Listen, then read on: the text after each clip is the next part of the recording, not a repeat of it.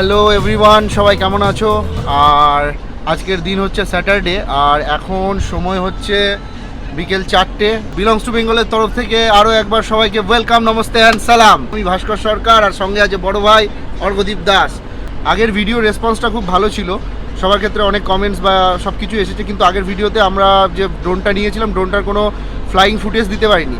তো আজকের ভিডিও হচ্ছে আমাদের পুরোটাই ড্রোনের ওপরে। এখন আছি আমরা পলসন্ডা NH-34, সোজা যাচ্ছি এই যে বড় ভাইয়ের পাম্পের দিকে। তো সেইখানে জায়গার লোকেশনটা হচ্ছে চারিদিকটায় পুরো জমি আর ফাঁকা জায়গা পুরো। তো সেখানে গিয়ে আমরা প্র্যাকটিস করব। একবার বাড়িতে ওড়ানো হয়েছিল, তো সেটা পুরোপুরি গিয়ে ইলেকট্রিকের পোলে ক্র্যাশ করে, সেই ভিডিওটা হয়তো তোমরা ফ্রন্টেই দেখেছো।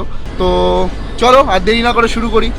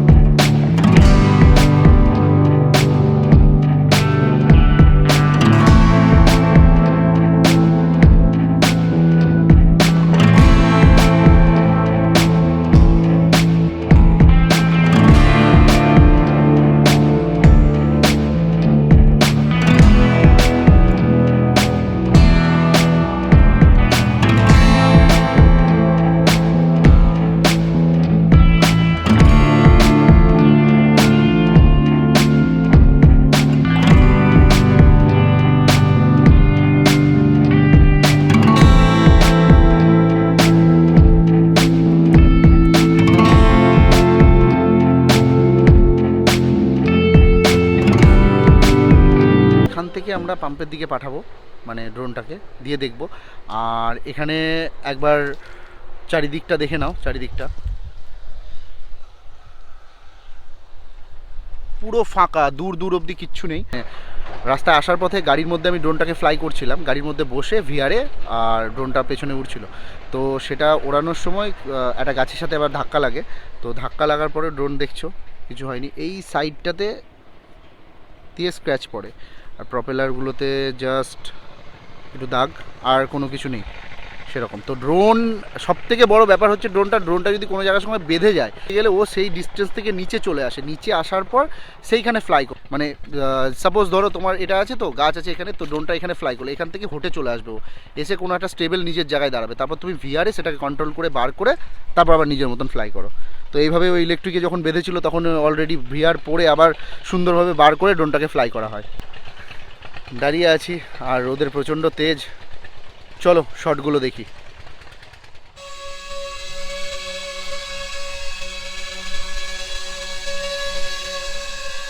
উঠি দাও উপরে।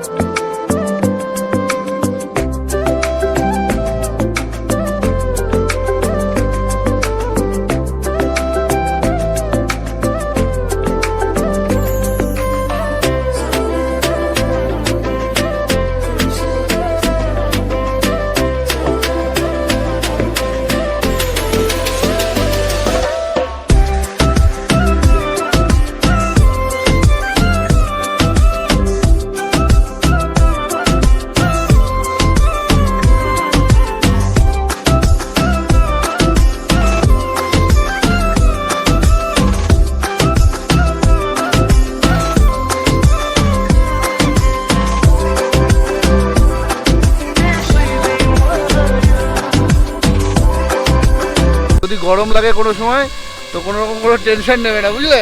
মাথার উপরে ফ্যান ঘুরছে, মাথার উপরে পুরো ফ্যান ঘুরছে, গরম ফরম লাগলে কোনো রকম টেনশন নাই, চিন্তা করবে না একদম।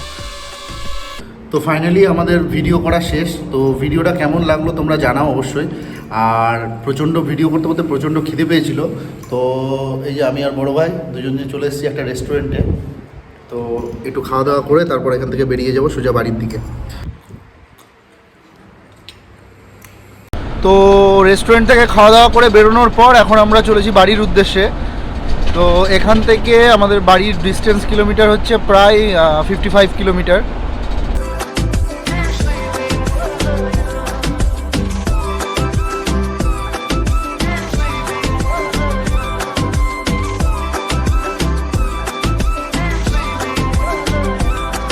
তো এখন ভিডিও শেষ মুহূর্ত আর আমরা ফিরে চলে এসেছি। এখন এখান থেকে আমাদের বাড়ির ডিস্টেন্স হচ্ছে আর মাত্র 15 কিলোমিটার। তো যেতে হয়তো আর মাত্র আধা ঘন্টা মতন লাগবে। ভিডিওটা কেমন লাগলো তোমরা কমেন্টে অবশ্যই জানাও, আর লাইক করো, চ্যানেলটাকে সাবস্ক্রাইব করো, যারা এখনও করোনি তারা অবশ্যই সাবস্ক্রাইব করো যাতে আরও নতুন নতুন ভিডিও আনতে পারি আর পরের ভিডিওগুলো আরও ভালো হবে আশা করছি। তো এখানেই আজকের মতন শেষ করছি। অনেক অনেক ধন্যবাদ আর প্রচুর ভালোবাসা, আর সবাই টেক কেয়ার।